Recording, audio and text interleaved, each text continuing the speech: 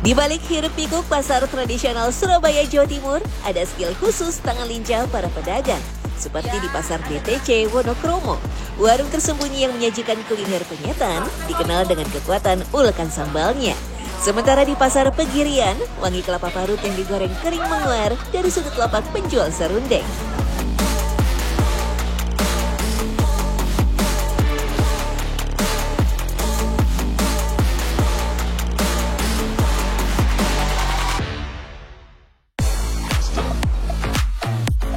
Penyetan khas Surabaya legendaris, meski lokasinya hidden gem di dalam pasar DTC Wonokromo, Jalan Wonokromo, Jagir, Surabaya, tapi usaha yang sudah berdiri sejak 1974 ini masih juara.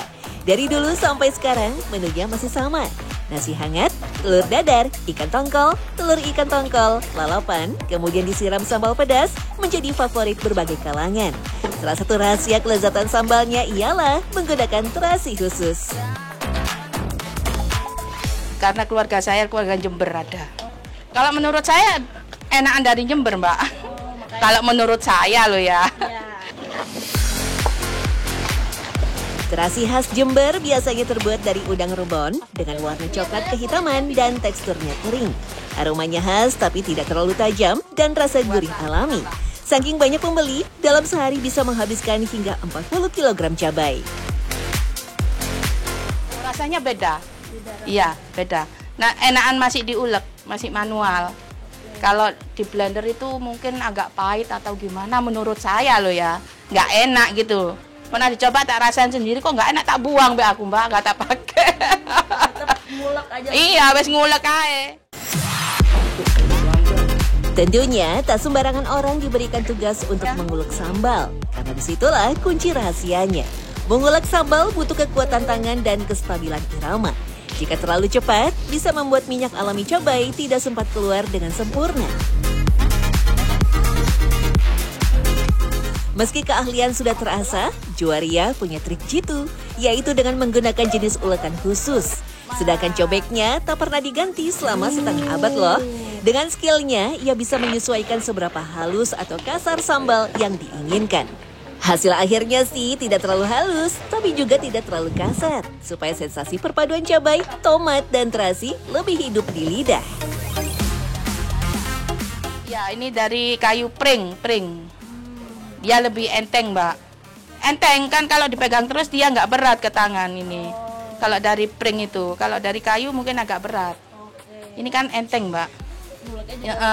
Lebih gampang. Di tangan mungkin nggak cepat capek lah. Tak sekedar pedas dan gurih, sambal penyetan juga memiliki cita rasa segar dari jeruk nipis. Asam dari jeruk nipis juga membantu menetralkan aroma langu dari bahan lain yang masih mentah. Kalau diiris dia kelihatan hitam langsung dibuang, gitu. Jadi kelihatan putih gini dipakai. Kan ada yang hitam bercak-bercak itu langsung dibuang, biar nggak mempengaruhi rasa. Sudah menjadi ciri khas kuliner penyetan Surabaya menggunakan ikan sebagai lauk utamanya. Andalan di sini pakai tongkol yang sudah dikukus. Tongkol berkualitas yang dipilih terlihat dari warna daging putih keabuan dan kulit luarnya tidak mengelupas. Teksturnya pun padat dan lembut saat ditekan. Ciri-cirinya itu dia kalau direndam di air itu tenggelam, Mbak. Nggak ngambang. Kalau ngambang dia gatel. Kan ini loh berendam ya, langsung jatuh ke bawah. Kalau dia ngambang ke atas tuh nggak enak. Udah gatel, kasihan pembelinya. Jangan salah, pengolahan ikan tongkol yang kurang tepat bisa menyebabkan sensasi gatal atau bahkan keracunan ringan saat dikonsumsi. Apalagi ikan tongkol memiliki bagian-bagian tertentu yang bisa mengandung racun alami yang menyebabkan reaksi alergi, terutama jika tidak dibersihkan dengan benar. Disitulah skill penjual diperlukan. Selain tongkol, ada juga lauk telur ikan tongkol. Uniknya, telur dimasak dengan tempe yang sudah dihancurkan. Telur tongkol memiliki rasa gurih pekat dan agak amis, sehingga tempe bisa menetralkan rasanya. Di sisi lain, ketersediaan telur ikan tongkol tidak begitu banyak di pasaran. Sehingga dengan menambah tempe, pedagang bisa memperbanyak volume masakan dengan tetap mempertahankan rasa si telur tongkol. Rasanya yang nikmat tentu sebanding dengan jerih payah memasaknya yang memakan waktu hingga 2 jam. Tempe, yang ikan tongkol itu kan telurnya itu kan dicampur sama tempe. Ya itunya yang bikin lama. Dari tempenya itu. Ya. Kalau udah matang memang Iya, coklat. Tak hanya keahlian mengulek sambal, di kawasan Pasar Pegirian Jalan Nyamplungan, Ampel, Surabaya, sekelompok ibu-ibu juga tengah asik menggoreng serundeng. Ramai juga ya, 4 penggorengan full menyala.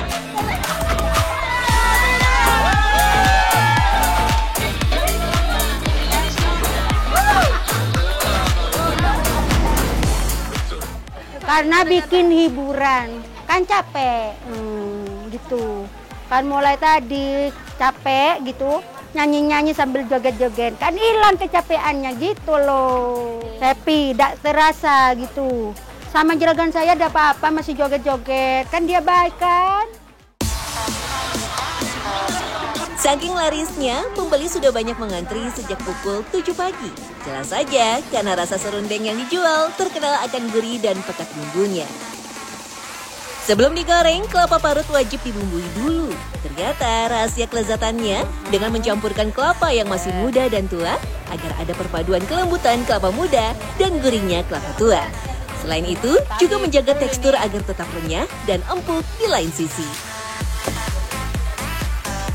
Bahan-bahan itu ya ketumbar, sinten, jeruk purut, itu laos, kunir gitu, jahe, ya kasih garam, micin gini. Kalau udah dikasih itu, ndak enak. Ya gulanya yang banyak. Iya, dari bumbu ini ya gurih.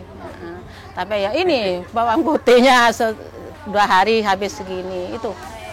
Bahan saya, bawang putihnya. Soal keahlian memasak, Nur Hayati cukup mengira-ngira saja takaran yang pas antara bumbu cair dan kelapa parut. Teknik menggoreng serundeng pun tak sembarangan. Parutan kelapa berbumbu dimasukkan ke dalam minyak sebelum panas. Bahan utama juga tak boleh dimasukkan terlalu banyak agar semua bagiannya bisa terkena minyak goreng. Dingin, kalau panas nanti kan bisa tumpah. Kalau panas kayak ini dituangin tumpah dia minyaknya. Dingin dulu, baru dimasukin gitu. minyaknya jangan nunggu panas dulu ya. Iya, udah boleh. Tumpah minyaknya di dalam ini gitu. Harus melebihi kelapanya. Kalau udah gitu gosong kan dia. Kalau satu wajan ini 17 kilo. Gitu, iya. Jadi satu. Perpaduan kelapa tua dan kelapa muda menghasilkan warna serundeng yang cantik. Kelapa tua muda kecoklatan ketika digoreng, sedangkan kelapa muda cenderung pucat. Ketika dicampur, warnanya menjadi lebih merata dan keemasan, bukan coklat gelap atau terlalu pucat. Kayak ini boleh ditinggal. Kalau kayak ini tidak boleh karena dia gosong. Kan dia di bawah masian ini, tidak ke atas kayak ini. Kalau kayak ini tidak apa-apa ditinggal. Kan sudah ada ini di bawah gitu. Ketika minyak sudah mulai panas dan menghasilkan gelembung, maka serundeng boleh ditinggalkan. Tapi sesekali harus tetap diaduk agar tidak gosong di permukaan bawahnya. Memasak serundeng menghabiskan waktu selama 1 jam. Dalam sehari, mereka bisa mengolah serundeng hingga 10 kali dengan 4 wajan yang berbeda. Bayangkan betapa kuatnya menahan panas seharian. Nah, ciri-ciri serundeng jika sudah matang bisa dilihat dari warnanya dan sudah tidak mengendap. Berubah warna. Kalau kayak itu mau masak itu sudah kuning itu loh. Ke atas sudah, sebentar lagi kan masak dia. Dua keterampilan dalam mengolah masakan ternyata tidak sesederhana itu. Mengulek sambal dan menggoreng serundeng menjadi bukti bahwa pasar bukan sekedar tempat jual beli, melainkan ruang hidup ketelatenan tangan yang lahir dari pengalaman.